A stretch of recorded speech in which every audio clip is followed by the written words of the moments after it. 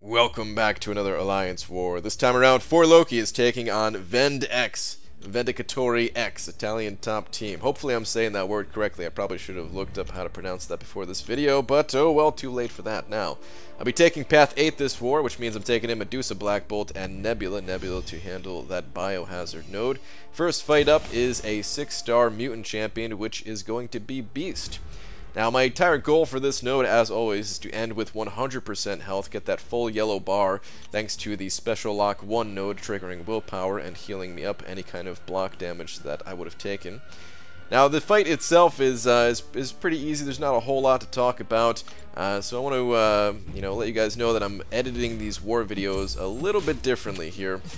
Just kind of trimming down a little bit on the fluff. You could see that anytime I load into a fight, I've trimmed out, about 3.5 seconds of loading screen time. So all of that adds up a little bit. I've edited some of the ending screens of the fights out, cut down a little bit on the path travel time, removed the me sitting at the teleporter, just things like that. It ended up shortening this war video by over a minute.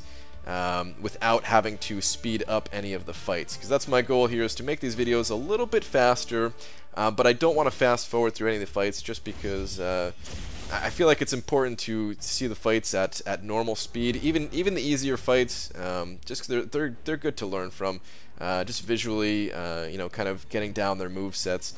Without actually having to practice the fight yourself. So that's the goal here. Plus, I didn't want to.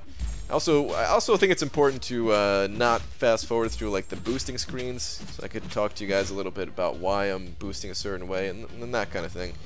Scouting ahead of time, I wanted to leave all of that stuff as intact as possible. But anyway, on to this fight. We've got a 5-star Red Hulk here.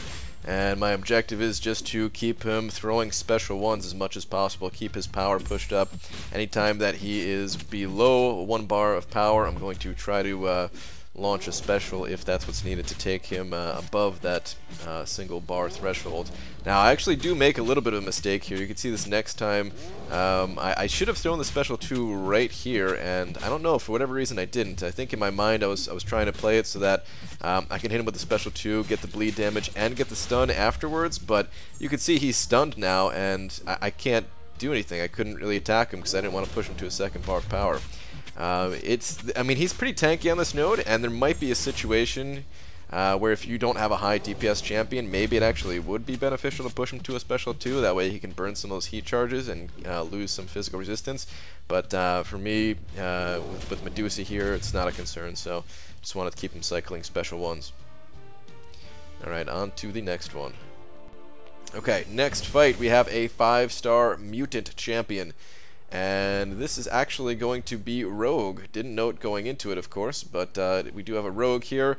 We've got the 0.2 second limber. That's really the only thing to really be concerned about for this fight. I am going to finish my path here, so I'm going to pop on a 20% health boost. And that is it, because the rest of this path didn't look too crazy. Just wanted to make sure I had a health boost going. The attack boost don't do a whole lot for Medusa since she gains so much attack from her Furies already. So only want to use those when I think I have a kind of a tough path ahead of me, or a tougher path ahead of me. Not that all these fights are going to be easy. In fact, the next fight after this one, you're going to see me have quite a bit of trouble with it. Well, some trouble. Anyway, we've got a Rogue here, and I just want to bait out her heavy attacks and then bait out her specials. And that's pretty much it. I'm not really worried about getting an armor shatter on her, just because it would it's so hard to get any kind of debuffs to last on Rogue. Period. Armor shatter is like nearly impossible to get with Medusa here. All right, this next fight here is the biohazard node. So I'm taking in Nebula, and it has a persistent charge on it. So we're gonna go ahead and take a look at the profile, see what we got here.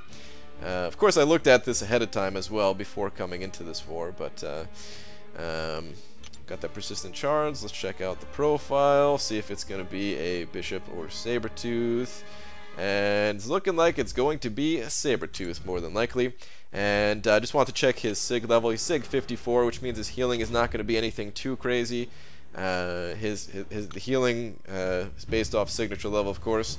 Now, I've talked about it in the past, and I'm going to continue making this mistake, apparently, where I'm focusing too much on building up my shock charges for no apparent reason.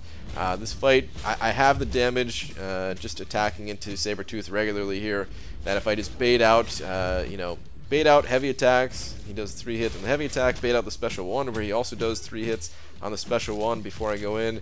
That's all I need to do. I don't need to be wasting my time building up these shock charges. The node does have limber, so I'm not really trying to parry him either, but you can see I'm backed in the corner. Shouldn't have done this. And if I am going to build up shock charges, something to think about for the next time is at least push him to his side of the screen before I start messing around with building up shock charges. That would have definitely been better. I do get to a special 3 here to get me out of the corner at least. So this is going to give me some distance, which is really the only thing that I need. The damage will come over time. I ended up just parrying him there to burn those shocks, trying to change my mindset of how to fight this guy. And yeah, I'm just hoping I don't get stuck in the same spot again.